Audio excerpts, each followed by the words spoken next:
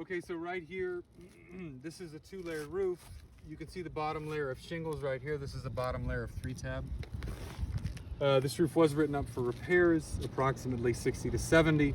So we're going to imagine this is our doing both a brittleness test and a repair test. These 3 tabs, 1, 2, 3. This is the 3-tab that I'm going to remove because it's been damaged by the wind.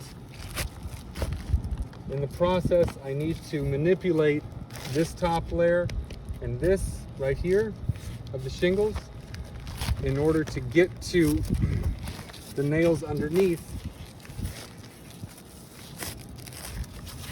You can see here's the top nail that I need to rip the shingle from.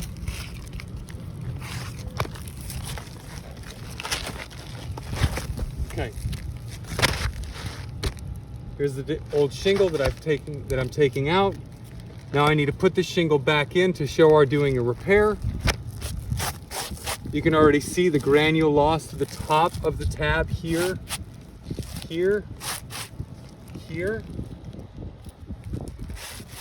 These ones seem to be okay. So now I'm putting this back in.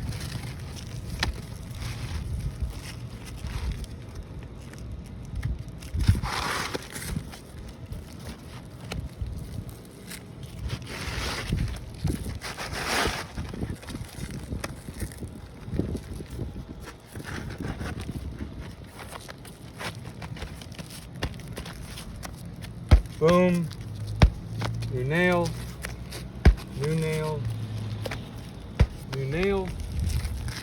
So now this is done, but if we look here at the tops of the shingles, this is where we can see the new crease marks